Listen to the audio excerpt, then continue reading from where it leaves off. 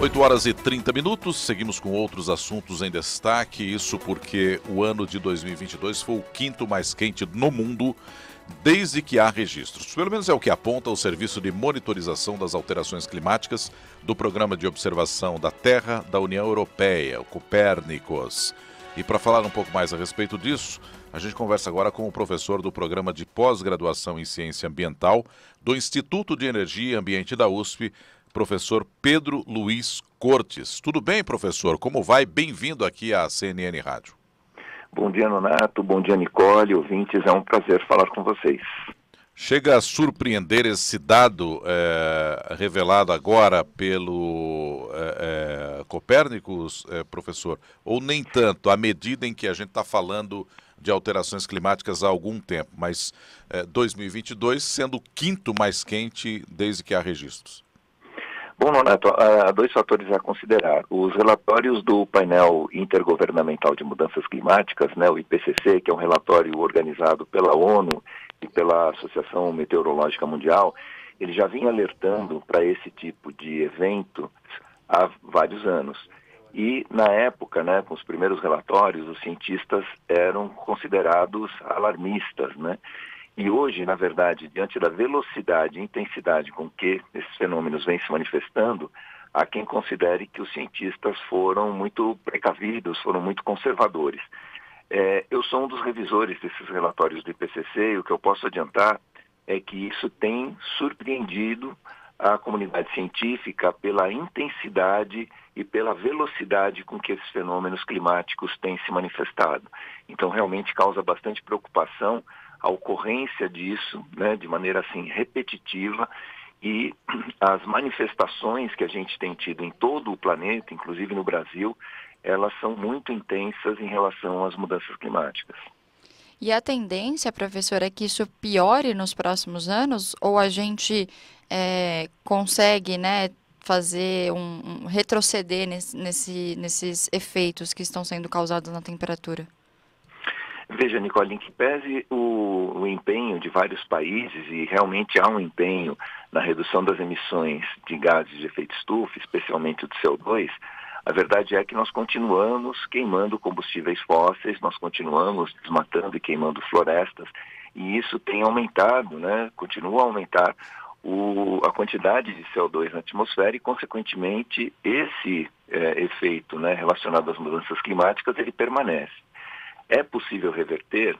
Sim, só que isso demanda uma ação global no sentido de nós substituirmos os combustíveis fósseis por fontes mais limpas, né, fontes sustentáveis, e também promover aquilo que a gente chama de sequestro de carbono da atmosfera, ou seja, retirar o carbono da atmosfera, o que é possível a partir da recuperação das florestas. Então, nós temos, por exemplo, áreas que foram degradadas na Amazônia.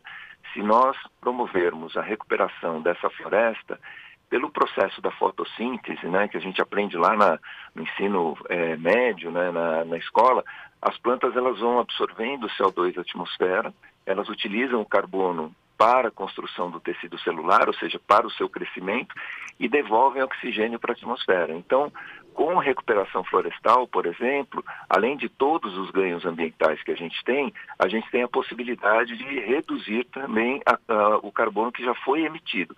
Mas todo esse processo, ele é lento, porque nós estamos acumulando CO2 na atmosfera desde a Revolução Industrial. Quer dizer, há muito tempo, né, mais de 200 anos, que a gente vem colocando CO2 na atmosfera, e esse CO2 ele funciona, em excesso, ele funciona como uma espécie de cobertor que retém em maior quantidade o calor que a gente recebe do Sol, e isso coloca mais energia naquilo que a gente chama de sistema oceano-atmosfera. Então, os processos climáticos, eles ocorrem com maior intensidade e com maior velocidade, que é o que a gente tem verificado aí nos últimos anos.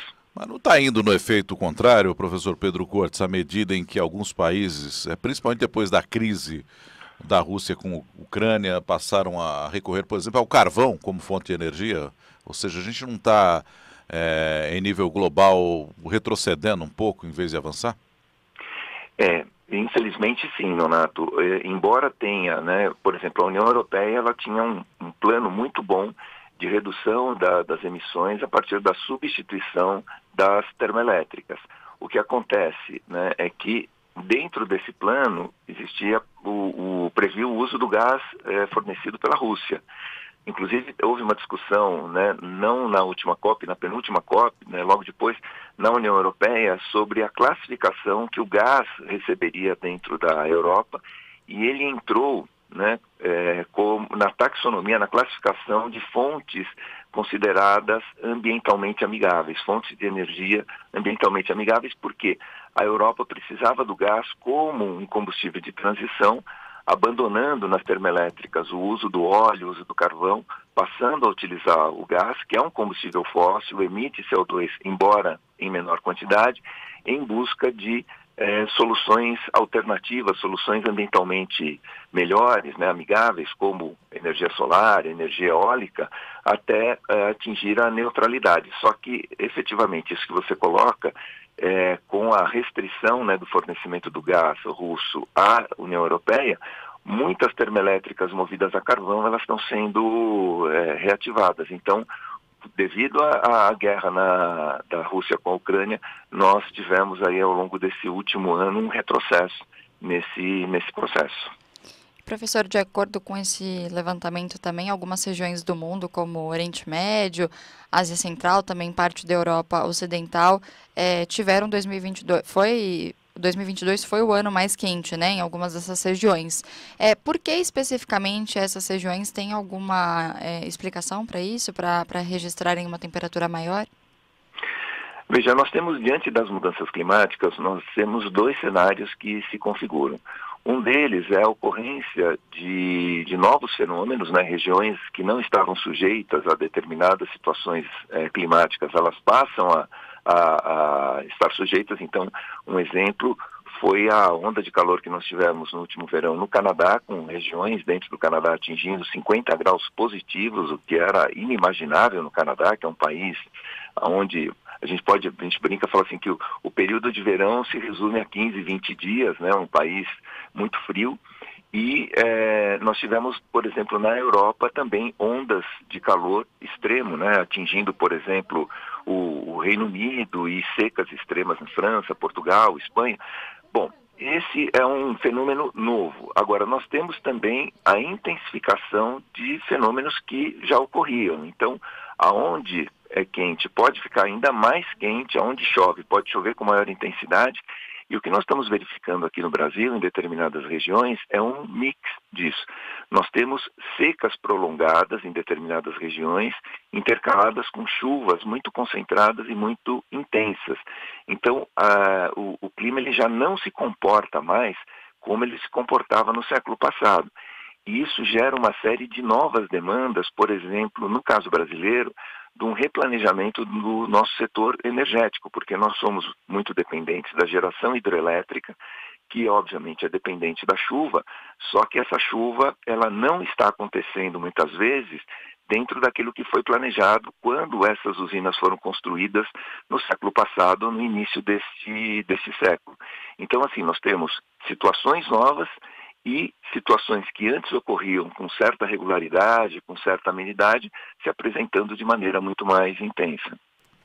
Professor, muito obrigado, viu, por nos atender nessa manhã. Tomara que numa próxima conversa a gente possa estar aqui relatando um cenário mais ameno, né, para o nosso clima, sem tanta alteração assim, tanta extrema alteração como a gente tem acompanhado, infelizmente. Muito obrigado, um bom dia para o senhor. Eu que agradeço, um bom dia a todos.